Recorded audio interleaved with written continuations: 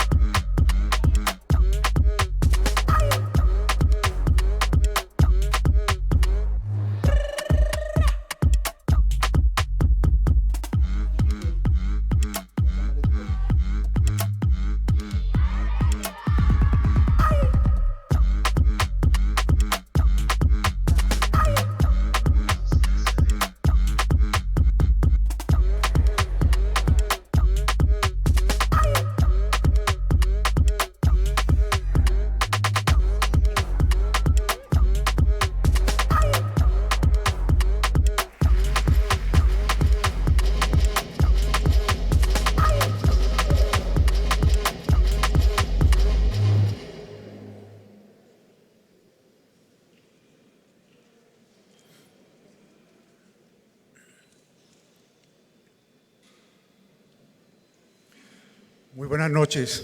Quiero darles la bienvenida a esta gala de poesía. No es habitual en Hey Jericó que tengamos gala de poesía. Esto es la primera vez que lo hacemos y me siento muy contento de que tengamos a 4 grandes poetas y que tengamos esa posibilidad de entender que los poetas, como yo por lo menos lo pienso así, son especies de magos que toman la realidad, la nombran con palabras, esa palabra la convierten en otra palabra y esa palabra se convierte en realidad. Es un truco que yo siempre he querido saber cómo lo hacen y vamos a estar aquí muy cerca de ellos y el método que hemos acordado para poder oírlos a todos y a todas es que vamos a leer, ellos van a leer 10 minutos cada uno y luego al final vamos a hacer unas cuantas preguntas, pero lo fundamental es que oigamos cómo transforman esa realidad, cómo hacen esa magia. Yo quiero estar aquí cerca a ver si soy capaz de descubrir el truco. Vamos a empezar con Mónica Quintero. Mónica es, yo creo que muchos, tal vez todo el mundo acá en este recinto la conoce, porque es una periodista de mucha trayectoria, a pesar de su juventud, de mucha trayectoria en el periódico El Colombiano. Creo que tu cargo es macroeditora de tendencias, ¿cierto? Y eso implica que es la editora de la revista Generación y que se ocupa de temas de cultura. Pero además tiene un libro que ya vamos a ver de qué se trata, porque es de las entrañas. Mónica, quiero que entonces empieces tú. Vamos a hacer unos 10 minuticos, te fijas allí en el tablero y luego pasamos a otro de los poetas. Buenas noches, qué rico estar acá y qué rico que el Hey Festival tenga esta gala de poesía. Yo voy a leerles poemas de Tal vez a las 5, que es el libro que publiqué el año pasado, y voy a empezar con los primeros, que son poemas que le escribí a mi papá, a quien mataron cuando yo estaba muy pequeña. ¿Cuántos muertos, papá? ¿Cuántas nuevas, mamá, como la abuela que escuchaba tu nombre y lloraba? ¿Cuántos niños sin papá que van a cargar un muerto en la mitad, en un hueco que no se quita, en un abrazo que no se cierra? Bienvenidos, les digo, los recibimos en este mundo en el que de noche les hablamos a los muertos, los aprendemos a querer aunque no estén, hacemos sonreír las fotos, les pedimos consejo para lavar los platos, nos enojamos porque no entendemos si la puerta que se mueve es la respuesta. Los sentamos en la silla del carro para que nos cuiden, los regañamos por haberse ido. Perdonamos al que disparó, también al que mandó a disparar. Nos levantamos cada día, estudiamos, trabajamos, seguimos, vivimos, papá. Y, sin embargo, ¿cuántos muertos que podrían estar en casa? Vos, por ejemplo.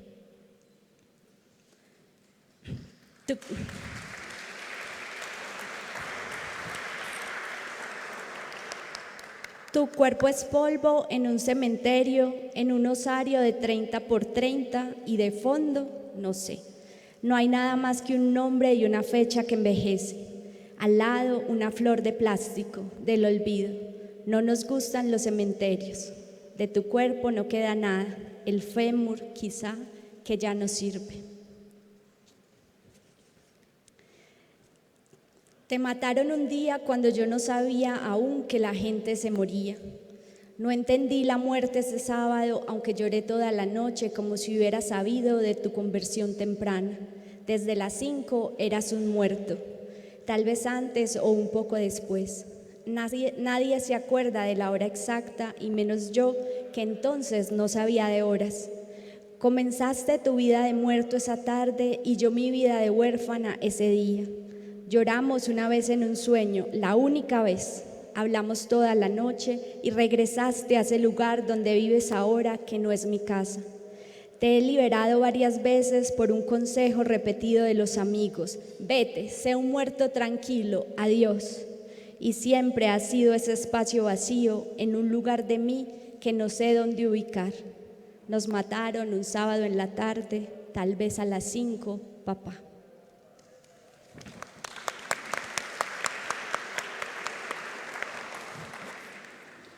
Y esta parte del papá la voy a cerrar con este que es como un poema en fragmento. Estoy en la casa de Jenny Alexandra, en el estudio. Hay una silla, hay muchas niñas. Estamos ensayando un vals para una presentación en el colegio. Yo soy la más tiesa, siempre lo he sido. Una flacuchentica ahí de piernas largas que no sabe cómo mover bien su cuerpo. Ellas tienen la solución. Llevaron a alguien más para que me reemplace. Su plan es ponerme a bailar y decirme tiesa y reemplazarme sin más. Se le sale a Isabel: es que eres muy tiesa, Mónica, que mejor baile la otra. No recuerdo quién es la otra. Me siento en la silla que hay cerca de la puerta, me voy meciendo, las veo bailar. Se me salen las lágrimas una tras otra hasta que ya no puedo disimular. Nunca he podido disimular porque siempre que lloro me pongo roja. El rojo no es mi color favorito, pero se me sube a los cachetes y luego, aunque deje de llorar, se queda conmigo mucho rato. Que está llorando porque no va a bailar, porque es tiesa. Siento que me miran y entonces suelto la verdad irrefutable. Estoy llorando porque me acordé de mi papá. Y como no voy a bailar, aprovecho que estoy cerquita de la puerta y me voy. Me voy llorando, atravieso el atrio de la iglesia de San Sebastián llorando. Pienso en mi mamá y lloro. Soy tiesa porque no tengo papá y lloro más. Odio a Isabel y odio a Jenny, mi mejor amiga, porque no me defendió. Pienso en Eduardo otra vez y lloro más. Bajo corriendo la avenida y sigo tan roja como mi crema de tomate favorita. Corro hasta que llego a la casa y abro la puerta y ahí está mi mamá. Lloro porque me sacaron del baile, le digo, porque no tuve un papá que me enseñara a bailar. Siempre lloro porque no tengo un papá.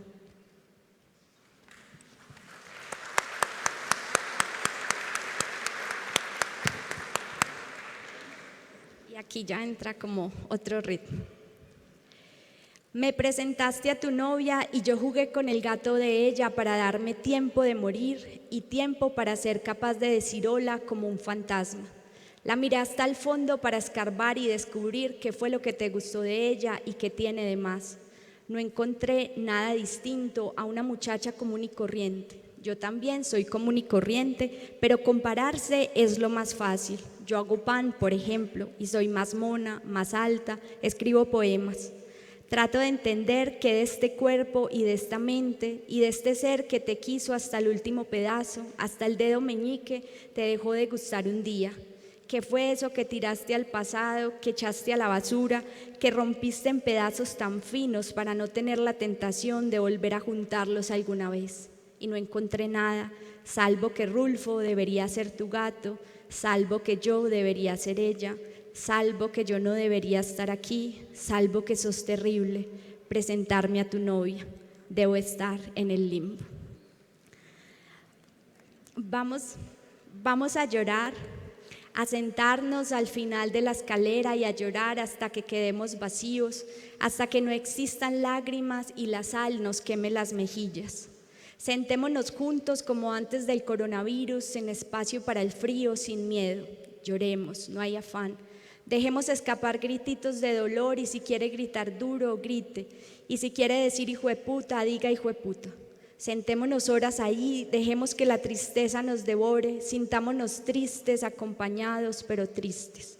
Y cuando yo estemos sin nada, cuando ya no haya nada que agarrarse, cuando los ojos no puedan estar más rojos y la cabeza llegue al tope del dolor, empecemos a llenarnos, a recargarnos como un panel solar de ese calorcito que trae saber que aunque todo esté mal, que aunque nos duela el país y la niña indígena que violaron y las mujeres violadas y los gobernantes malos y los ídolos que se caen y la gente que no se pone tapabocas y los ladrones de cuello blanco y el muchacho que mataron por robarle y quienes compran televisores con tarjetas de crédito y la gente que se muere de coronavirus y no se puede despedir y la mamá a la que le mataron su hijo en una protesta y etcétera, siempre hay una posibilidad de empezar otra vez, de creer otra vez, de enseñar, de intentar, de aprender, de estar over, de move on, de perdonar, de seguir, de extinguirnos y que regresen los dinosaurios.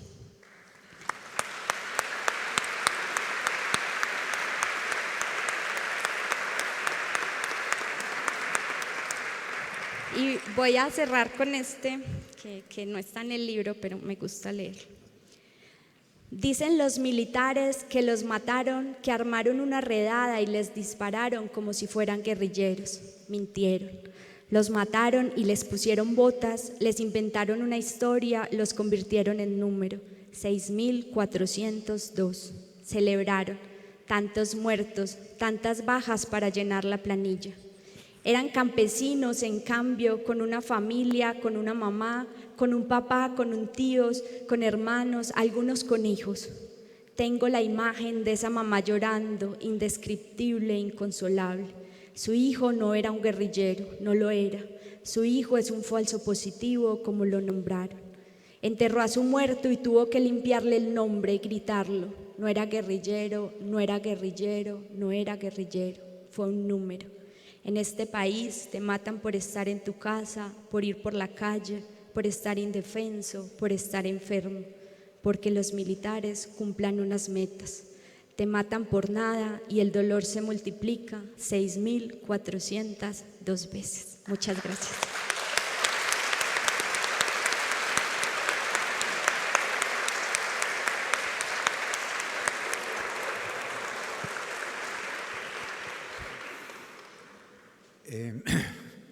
Estoy de verdad emocionado ver cómo es que ese es el truco. Es una niña que ve morir a su padre, no sabe lo que es la muerte y termina con una denuncia de estas. Bueno, Juan Fernando Mosquera, comunicador, periodista, muy conocido en nuestra ciudad porque es protagonista de muchos procesos culturales en la ciudad. En la poesía tuya vamos a ver una poesía que se asoma al mundo con valor y con esa mirada de la intimidad. Adelante, Juan, 10 minutos. 7 contra 1. 7 soldados, 7 soldados uniformados, 7 soldados uniformados y armados. Una niña indígena de 13 años, una niña indígena, una niña, una, la violaron 7 y más veces. Ellos, 7 contra 1. Por ahora, ella es la única condenada.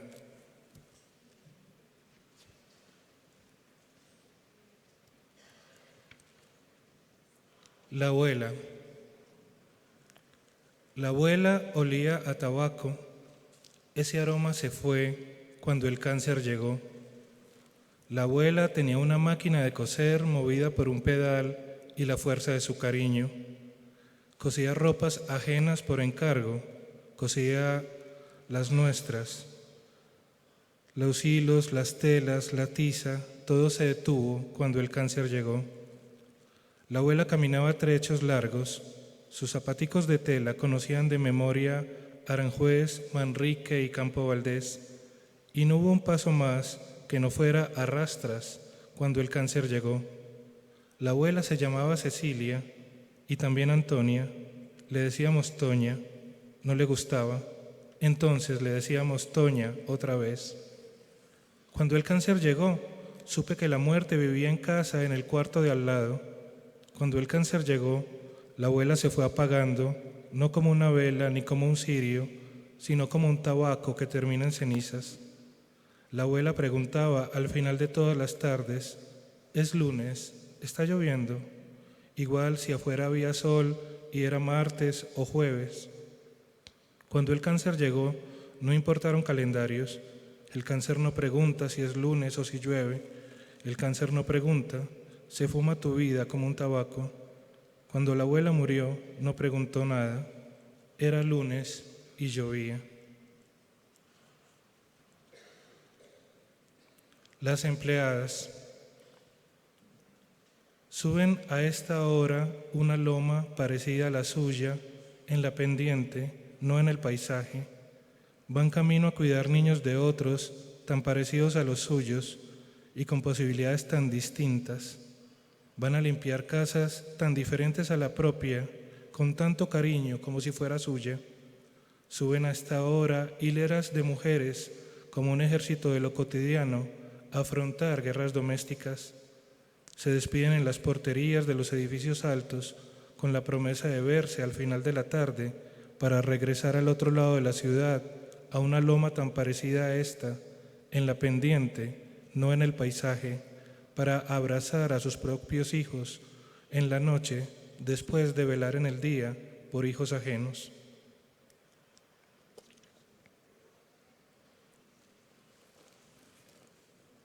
Estamos en guerra. El supermercado abre puntual y está lleno de provisiones. Hay descuentos en vegetales y carnes rojas. Estamos en guerra. El noticiero muestra otra vez los goles de ayer. La radio anuncia las canciones que sonarán mañana y el café humea mientras el locutor pregunta por la bolsa de Nueva York. Todos los taxis te pueden llevar a tu destino. Estamos en guerra. Los chicos acuden constantes y conformes al colegio. Ojalá aprendan algo distinto que cambie el destino. Las peluquerías tienen agenda completa esta semana. Venga usted después. Estamos en guerra. Somos felices en Instagram y sin filtro, afuera, la vida se ve igual. Mañana todo el que trabaja irá a trabajar. Todo está dispuesto. El cajero electrónico funciona bien. El cajero humano también. Estamos en guerra. La luna sigue ahí y los lunáticos también. Alguien pide más sangre, como quien pide un poquito más de salsa de tomate. Estamos en guerra y todos los restaurantes abren para el almuerzo y la cena. Estamos en guerra y no termina. Es cotidiana y feroz y ni siquiera la ves.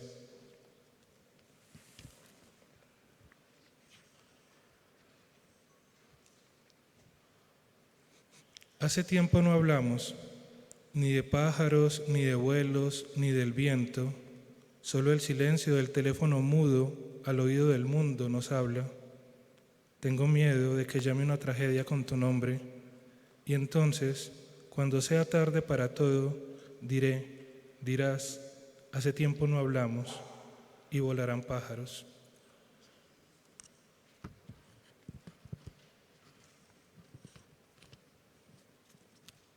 ¡Qué 10 minutos tan largos!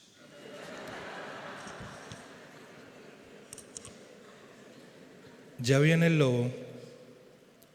Anuncian el fin del mundo una vez más. Arde un continente. Somos los primeros en ver los últimos koalas. Arden los noticieros. Somos los primeros en ver los últimos misiles. Apaga las pantallas. Tantos fuegos siguen encendidos mientras duermes. La cafetera está llena de insomnio. Sírvete 2 tazas de desasosiego. Revuelve todo con cucharaditas de temor dulce. Sube la temperatura. Es la fiebre del odio. Ya queman las palabras. Si las cortinas son de humo, la casa está en llamas. Anuncian el fin del mundo una vez más. Ya viene el lobo. El pastorcito ya no miente, advierte.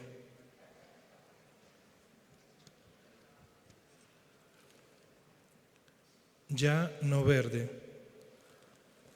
Fue roja, ya no verde, la noche oscura de los cañaduzales en llano verde. Gritaban 5 nombres buscándolos, entre la espesa incertidumbre y el silencio de los que no quieren hablar. Aquí, dice la madre que escuchó la voz de su hijo llamándola, aquí, y lo encontró. Muerto la llamaba y muerto lo encontró, en medio de la nada, todo. Al oriente de Cali, en el centro de la tristeza, a la edad en que los niños apenas dejan de serlo, 5 jóvenes negros eran, 5 jóvenes negros son, que no conocerán más abrazos ni vejez, degollados, con machete, odio y certeza, iban a quemar los cuerpos después, hacer cenizas la verdad y enterrarla como se acostumbra aquí. ¿A quién le duelen nuestros hijos? ¿A quién le duelen nuestros muertos? Cantaban alabados en su velación. ¿Quién los mató? ¿Quién? Su funeral en llano verde no termina, tampoco la tristeza.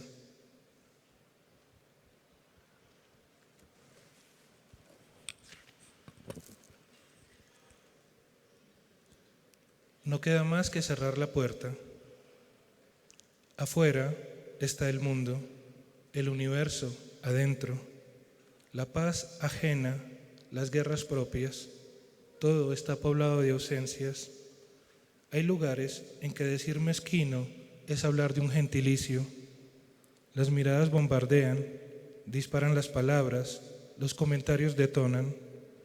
Mira al cartero sin oficio, no ladran a su paso los perros, se ha sentado a leer mails en su teléfono. ¿Quién dirá tu nombre en mitad de la mañana como quien invoca un conjuro contra la tristeza?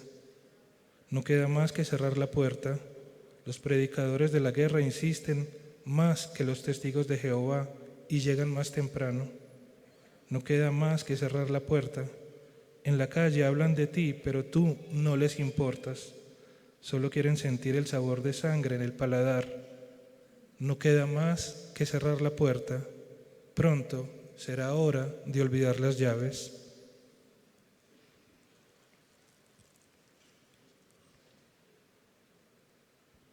Y para que terminemos súper optimistas,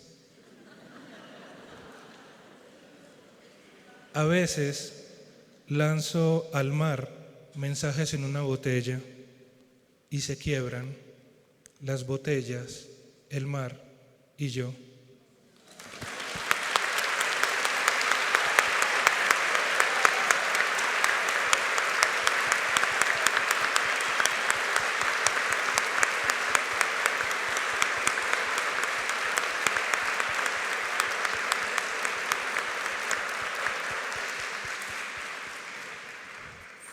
De pronto uno se va acostumbrando a que hablen de nuestra vida así, de nuestro país, pero seguramente los extranjeros que nos visitan deben estar muy impactados de oír lo que acabamos de oír. Manuela Gómez, tú también estudiaste periodismo, hiciste maestría en escritura creativa y hemos estado viendo últimamente una buena producción tuya, ganaste premio en la alcaldía y yo creo que está por venir una gran obra poética que me llama mucho la atención por la forma como asumes la cotidianidad. Adelante. Gracias, Juan. Y qué bueno que están aquí, me emociona ver tantas personas celebrando con la poesía. Voy a leer unos poemas de La Hora de los Satélites, un libro que publicó Angosta en el 2020. Este primer poema se llama Figuras Ordenadas y de ahí sale el título del libro. La linterna de mi hijo va a quedarse sin baterías y la luz se pone apenas sobre el sapo. Le digo, el sapo no se mueve porque quiere que olvidemos que es un sapo, hasta verlo como una piedra. Estamos sentados en el pasto sin hacer demasiado ruido y la piel del sapo tiene círculos en relieve como figuras ordenadas. Mamá, ya casi olvido que es un sapo, dice y apaga la linterna. Luego lo escucho decir, la piedra tiene un corazón grande en el cuello y late. Nos quedamos ahí muy quietos y era la hora en que los satélites orbitan este cielo.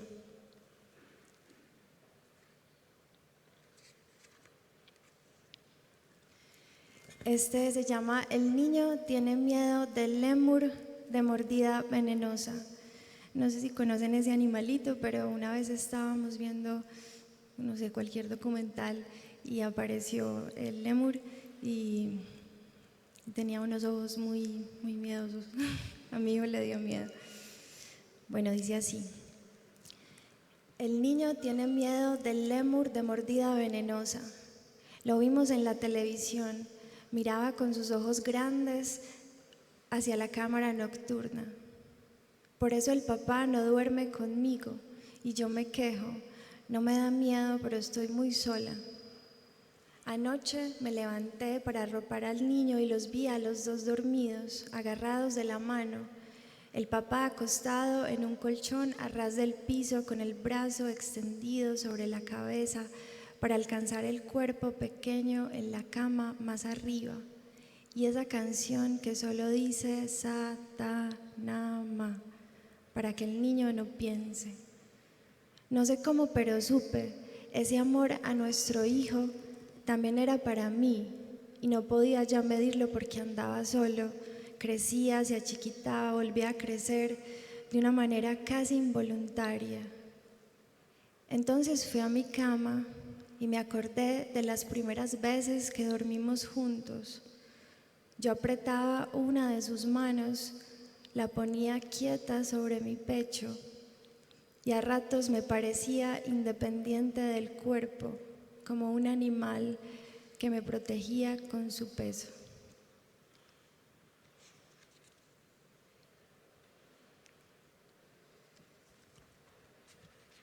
Bueno, este poema se me ocurrió un día mientras lavaba los platos. Estábamos en plena pandemia y no sé, yo estaba como preocupada. Había visto una noticia de que solo quedaban 350 tiburones en el mundo y bueno, escribí esto. Leo noticias, miro a mi hijo.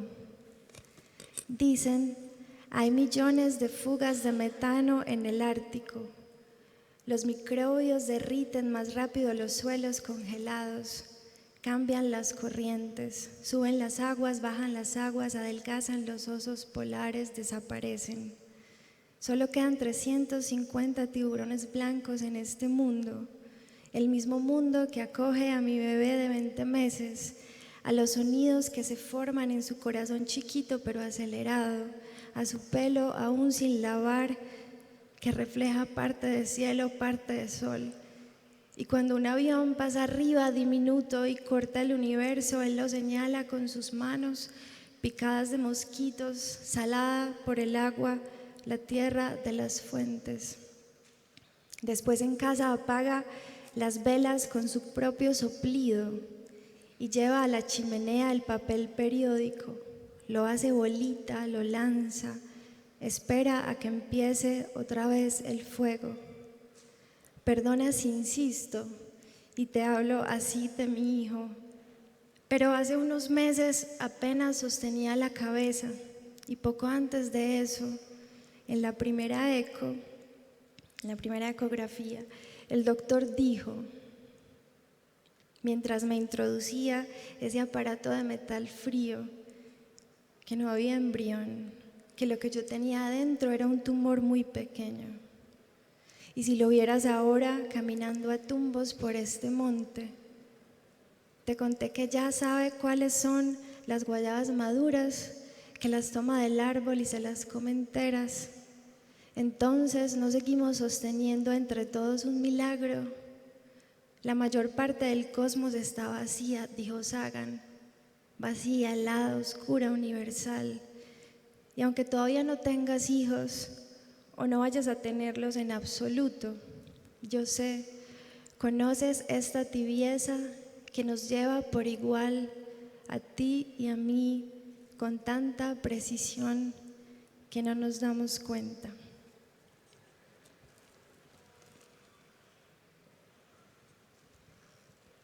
Bueno, este se llama Antes.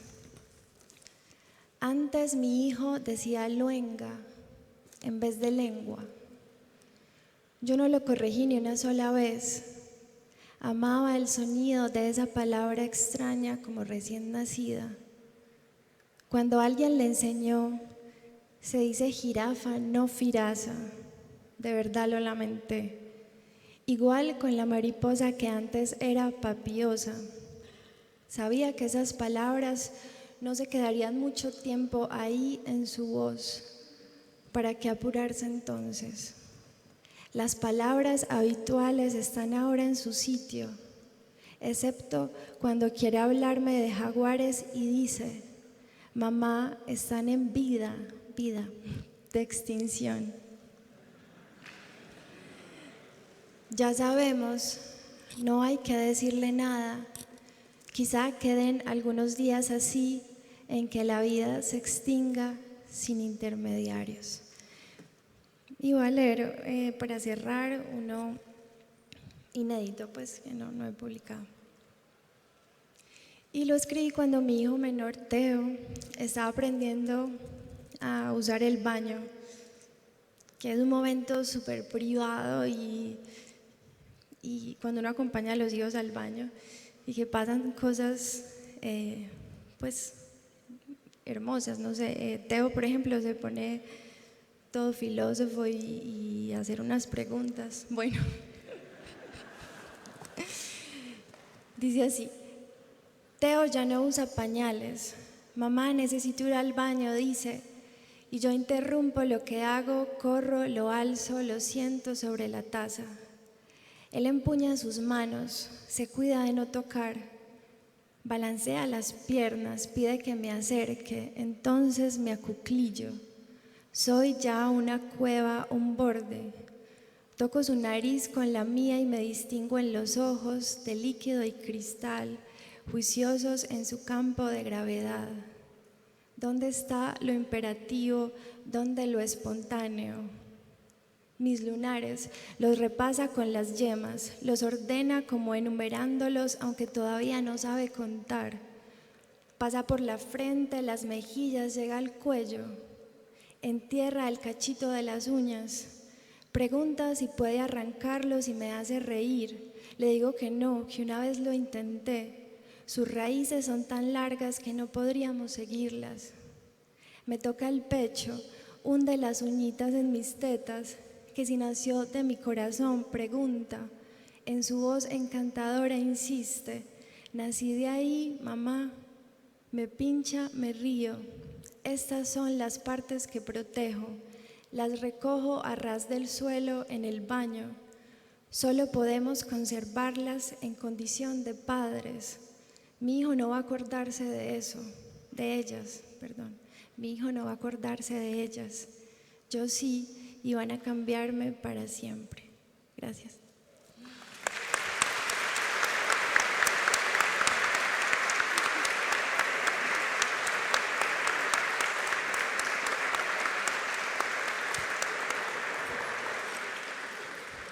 Muchas gracias, Manu. Pues espectacular ver esa casa con tu mirada. Ahora vamos a oír a Horacio Benavides, un poeta muy reconocido en este continente de habla hispana y que nos va a hablar de un paisaje poderoso, pero que él ha sabido domesticar. Adelante, Horacio. Gracias, Juan. Voy a leer unos poemas del libro Por sombra a la luz. Había un aljibe y en el fondo el agua oscura brillaba. Cerca, entre las piedras, un manzano de Castilla, sus hojas de un gris azuloso, sus manzanas, pequeñas lunas en la noche clara. Le gustaba al hombre sentarse en una piedra y echar volutas al cielo. La claridad lo alejaba, lo ponía en el recuerdo. Los niños tiraban la cuerda. El balde que se demoraba en caer soltaba un chasquido luminoso. Apúrenle, hijos, decía, anima el agua que se bebe al despertar.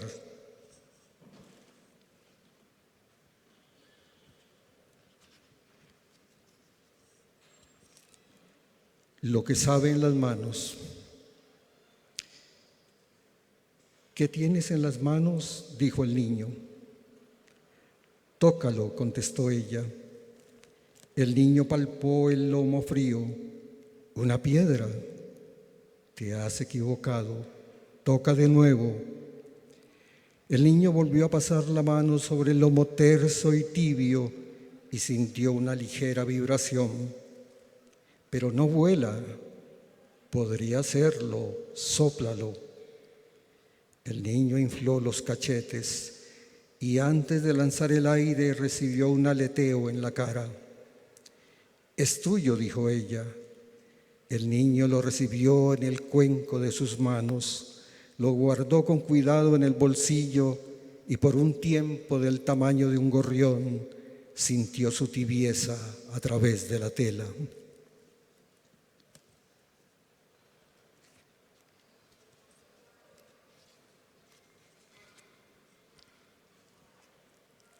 El puente. La noche les pisaba los talones y la lluvia avanzaba hacia ellos de frente. Habían andado por 4 horas y les faltaba camino. Relampagueaba del lado del pueblo que aún no se veía. Bajaron la cuesta entre los árboles escuchando el rumor creciente del agua. Un tronco atravesado con un bejuco como baranda servía de puente. Abajo el río corría tormentoso. Su madre no lo podía cargar, se lo impedía el morral y su estado avanzado de embarazo. El madero húmedo brilla. ¿Quién les dará la mano? ¿Quién en estas soledades?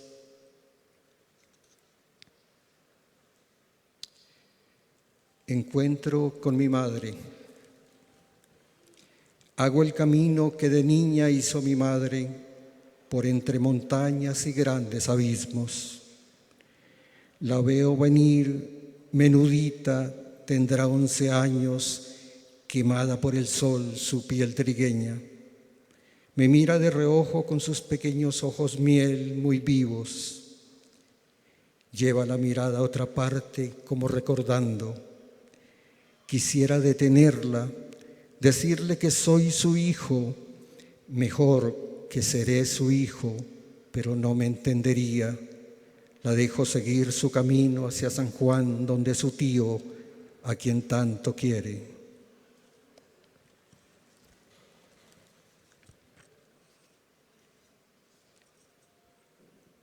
el solo pensarlo. Un día uno de los dos no estará, ascenderá volando hasta perderse en lo oscuro.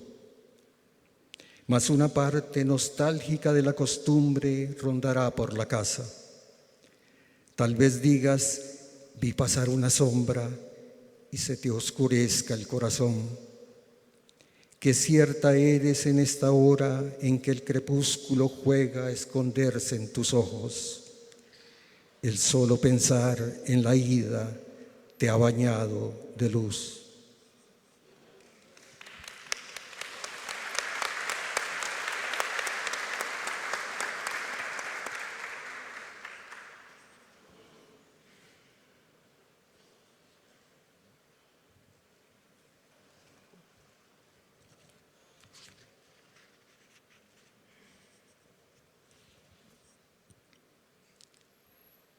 Pasó la mano sobre el vidrio y pudo ver a los músicos, el agua clara de sus voces, el resplandor de sus guitarras. Entre el aspa de luces, la piel canela de las mujeres, el brillo de sus dientes. Adivinó la tonada por el vaivén de las caderas y la distancia de los pasos.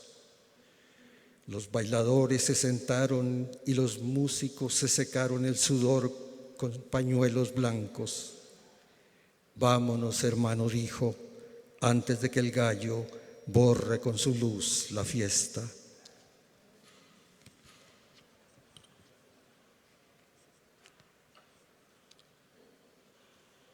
Frente a la pradera del oeste,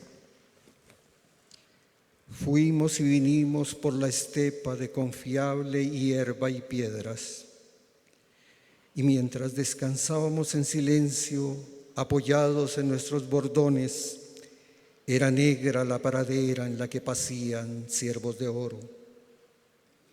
Tal vez porque fue dura la vida, no tuvimos palabras sino para nuestras penas.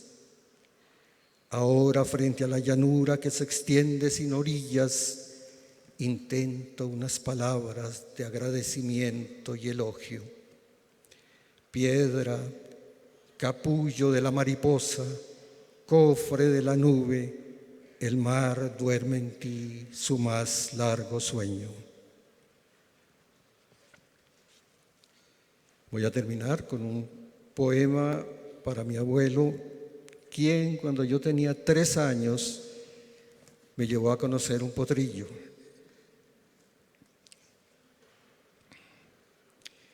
Vamos, David Zúñiga, toma mi mano, igual un día me diste la tuya.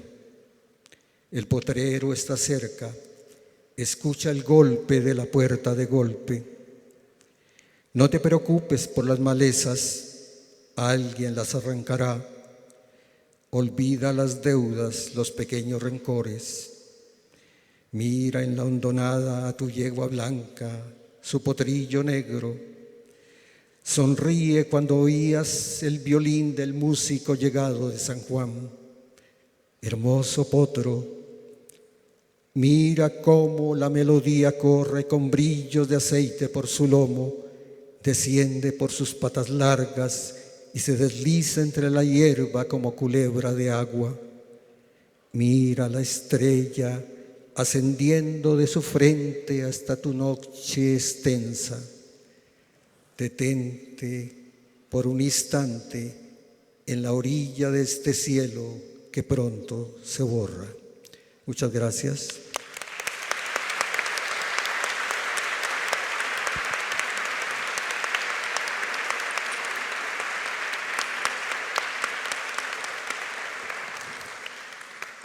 Bueno, Horacio, nos quedas debiendo un minuto y quiero aprovecharte. Quiero preguntar sobre el origen de un libro de poemas. ¿Cómo se piensa un libro de poemas? O si es que uno escribe poemas durante mucho tiempo y luego los reúne los que tengan alguna afinidad. En tu caso, ¿este libro cómo nació? Bueno, es muy difícil contestar cómo se... En mi caso, generalmente aparecen los poemas. No quiere decir que yo no esté atento, yo estoy atento siempre. Procuro tener un tiempo para estar atento y si no escribo, leo de otros o rememoro y a veces aparece algo. También me ha ocurrido que un libro puede anunciar otro. Estoy escribiendo sobre la muerte, por ejemplo, y de pronto apareció un poema de amor. Y digo, este es como que se sale de aquí, pero me puede dar la pista para otro libro. Bueno, ahí cada cual tiene como su manera. Pero los poemas van buscando un libro donde establecerse, donde vivir, ¿cierto? Bueno, yo creo que hay una cosa muy importante que es el lenguaje, el idioma. Y es un idioma que lo alimenta sobre todo el pueblo, eso es lo más extraño. Es decir, la gente más, que uno cree más pobre y vulgar, es la que de pronto produce algo que aviva el lenguaje. La gente tiene una gran capacidad. También los poetas, por supuesto, aportan, pero la gente está creando siempre. Es muy vivo el idioma y en cada parte se habla de una manera. Bueno, Mónica, te puedo hacer una pregunta que parece muy personal, pero como nos leíste estos poemas sobre tu padre, ¿qué pasó en ti después de haber escrito este libro? ¿Hubo una transformación? ¿Hubo más paz? ¿Hubo más tranquilidad? ¿Qué pasó? Este libro se fue armando como con el tiempo, porque aquí hay poemas que yo le escribí a mi papá cuando yo tenía 16, 17 años, solo que los volví a leer y los cambié como o los actualicé con la mirada que tengo ahora, ¿cierto? Yo descubrí la poesía muy, muy niña porque entendí que era la manera que tenía de tener un papá y era como, lo mataron cuando yo tenía 1 año y 9 meses, estaba muy chiquita, no me acuerdo, y yo siento o tengo el recuerdo que empecé a escribir como a los 6 años, 7, muy pequeña, porque empecé a encontrar en la poesía como a mi papá, ¿cierto? Como que si yo le escribía, lo estaba recordando. Entonces este libro, aunque no todo es sobre Eduardo, pues tiene un pedazo grande sobre él. Y lo que me ayudó fue a decirme que yo siempre he querido escribir de mi papá y le tenía como miedo. Entonces este libro me dijo, Mónica, ya es hora de que te dediques solo al papá. Entonces lo que ha cambiado es como que hay una fuerza para terminar de escribir lo que estoy haciendo de mi papá. Ok. Juan, hoy voy a aprovechar que vamos hacia allá. Es que estoy corriendo para que nos alcance el tiempo y las personas que están presentes les puedan hacer alguna pregunta. Pero yo quisiera es un poema que no leíste, que es El suicida frente al espejo, la imagen del suicida, porque me impactó mucho por el problema de salud mental que tenemos en nuestra ciudad, en Medellín, y yo creo que en el mundo contemporáneo. Me gustaría que si nos hablaras un poco de ese poema y nos lo leyeras también. Es corto. Lo que pasa es que no sé cuál es, pero La imagen del suicida creo que se llama. que vaya conversando Manuela mientras yo lo busco para que no me pierda los Manu, minutos. Sí, está bien, él no se nos va a escapar. Y a Manu, yo cuando estaba leyendo sus poemas, yo pensaba en tu hijo. Y yo, no sé, se me ocurre que debes tener una secreta esperanza de que tu hijo te lea y que entienda tu poesía. O no tiene nada que ver con que él lo lea, eso lo escribiste solo para ti. Tengo 2 hijos. Sí me gustaría que algún día los leyeran, cuando llegue el momento. A veces yo les digo, estoy escribiendo algo de ti, cuando estábamos en ese pueblito y apareció un búho, pues yo creo que ellos lo han vivido también conmigo ahí, antes de que yo lo escriba, de una forma más viva, pero pues yo sí guardo esa esperanza, que algún día lo lean. Horacio, ¿y cómo leer poesía? Uno lee un libro de poemas de principio a fin o tiene que respirar porque es una dosis muy fuerte, uno no sabe si aguanta 2, 3 poemas seguidos. Bueno, yo creo que cada cual tiene su manera. Por mi lado, yo leo poco, no mucho, leo un poema y me quedo con él un rato, un tiempo. Leo lo que a mí me gustan, nunca me han impuesto ni me impongo tener que leer libros y sobre todo de pronto libros que no me gustan. Entonces, generalmente soy lento en leer y de gusto vuelvo sobre el poema una y otra vez. Después olvido y de pronto el poema vuelve. ¿Y un poeta o una poeta que nos recomiendes, que te apasione, que sea como tu voz secreta? Hablo, puede ser clásico, puede ser de los contemporáneos. Hace poco yo le recomendaba a un amigo a José Watanabe y fue para él una revelación encontrar una voz de esas, pues tan cercano en nuestro, a pesar de que ya murió, pero tan cercano a nosotros.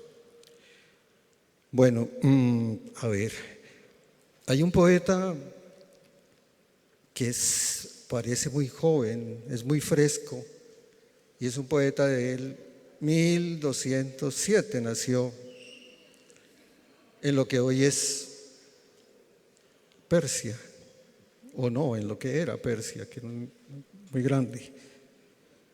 Se le conoce con el nombre de Rumi, y es extraño. ¿Por qué se lo puede en este instante, después de tanto tiempo, leer y leerlo como si lo escribiera ahora?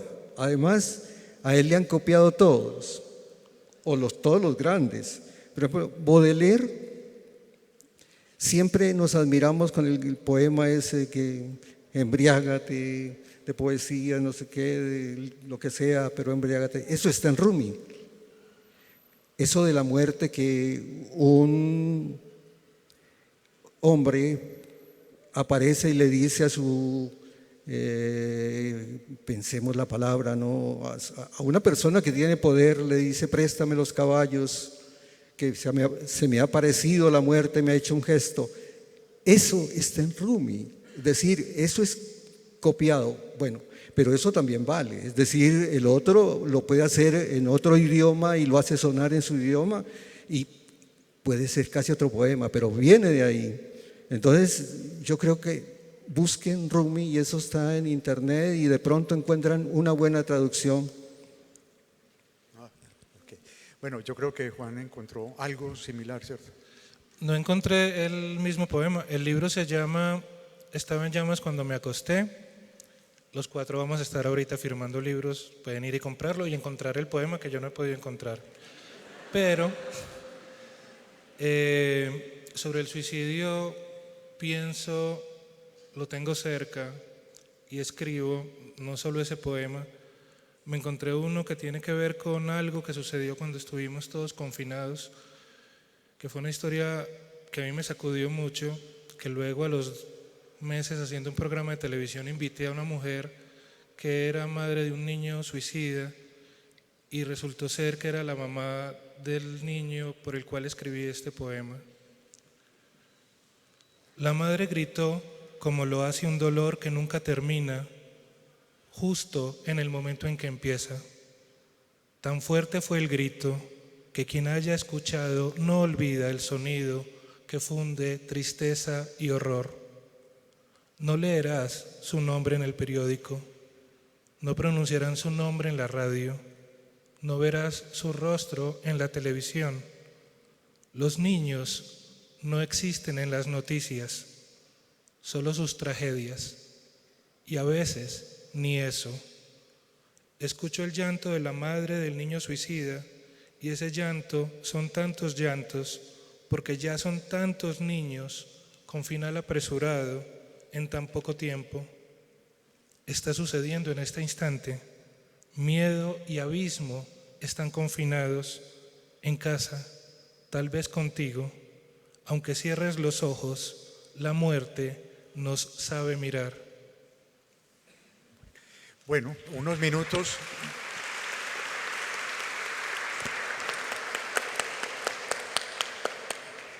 Unos minutos si alguno de ustedes quiere preguntar algo. Aquí hay una persona, Omar también. Vamos a hacer equidad de género. Vas tú en lugar de Omar, y luego tú, y luego Omar. Espérate un segundito que está apagado.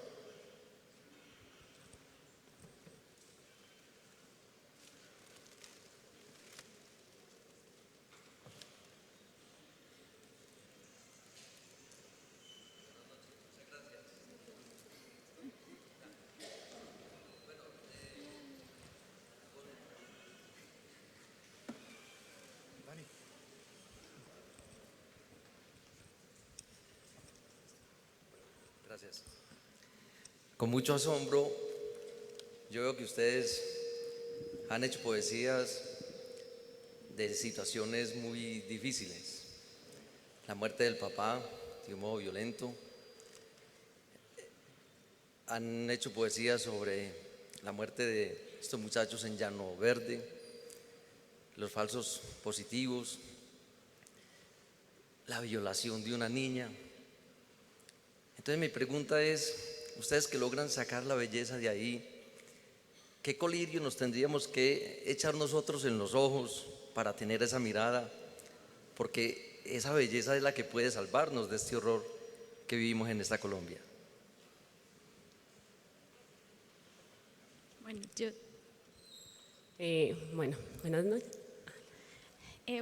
tenía el micrófono, entonces voy a responder. A mí me gusta mucho decir que si uno no encuentra la poesía en la vida cotidiana, es muy difícil encontrarlo en lo extraordinario, porque lo extraordinario pasa cada tanto.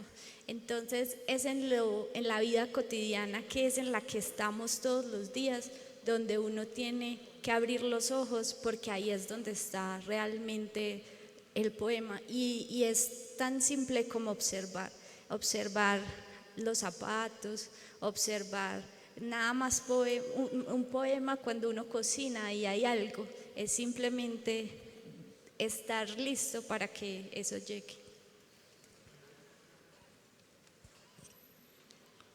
Yo creo que el horror no es bello. Yo creo que el terror no tiene belleza. Yo creo que hay que hablar de eso con belleza, porque la belleza es la puerta más cercana que tenemos para entrar a la memoria. Y creo que solo superaremos el horror y el terror si tenemos memoria. Por eso es importante mirar con belleza.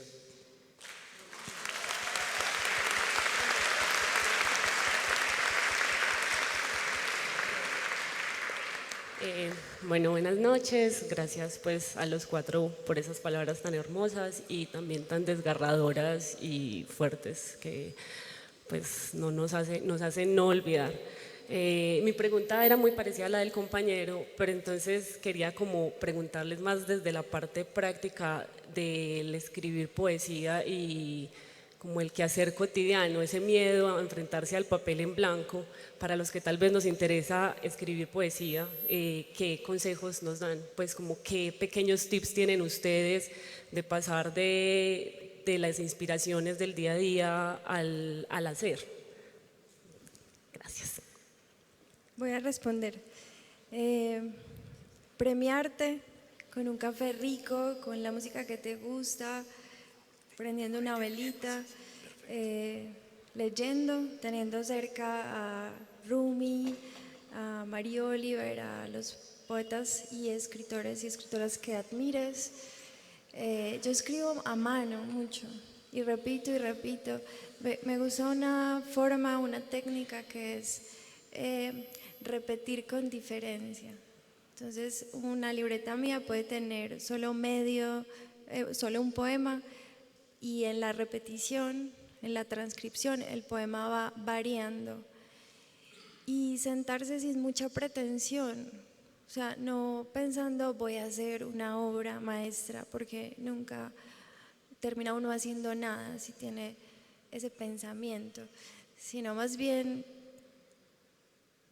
no sé, entregarse ahí en el papel.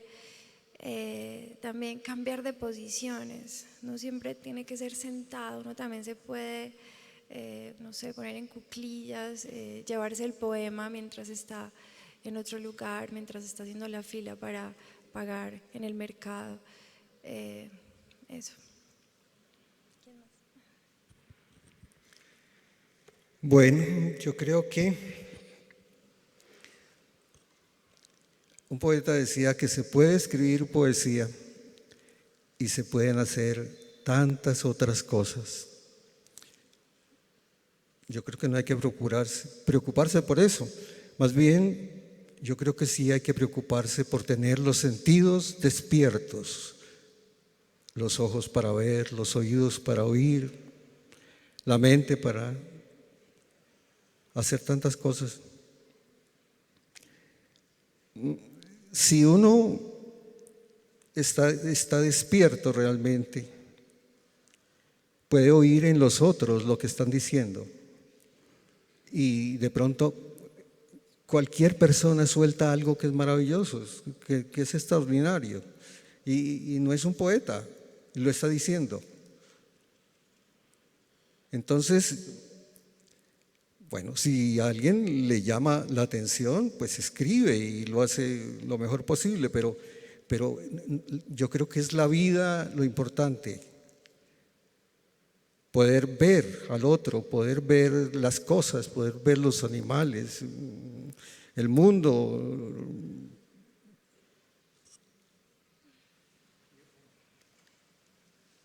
Buenas tardes, Omar Gallo de Itagüí. En la historia se conoce que hay poetas que han aportado a la revolución. José Martí en Cuba, incluso antes los poetas leían antes de las batallas, y se comenta o se ha dicho que para qué la poesía en tiempos de penuria, en tiempos de dolor. La pregunta es, ¿realmente el poeta tiene una responsabilidad con el entorno social, o solamente la poesía está llamada o está hecha para sonorizar, para enriquecer, para de pronto meter en un estado de asombro, no sé? Entonces, ¿tiene responsabilidad la poesía hoy?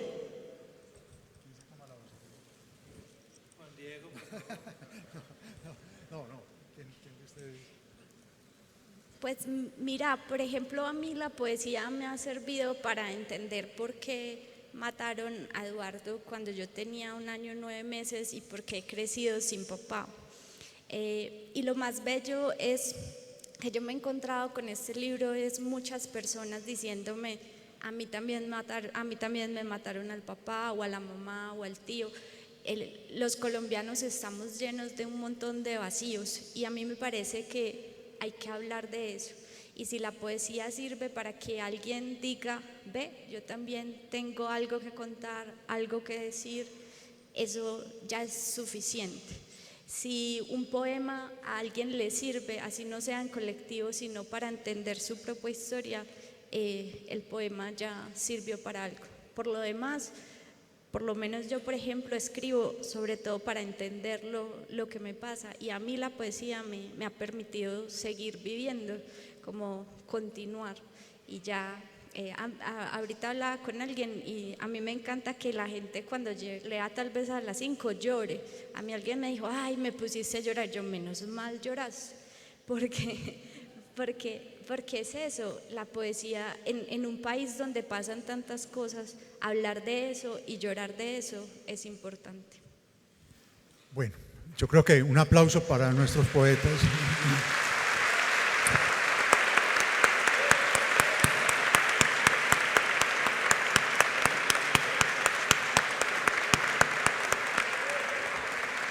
Muchas gracias. Nos vemos mañana.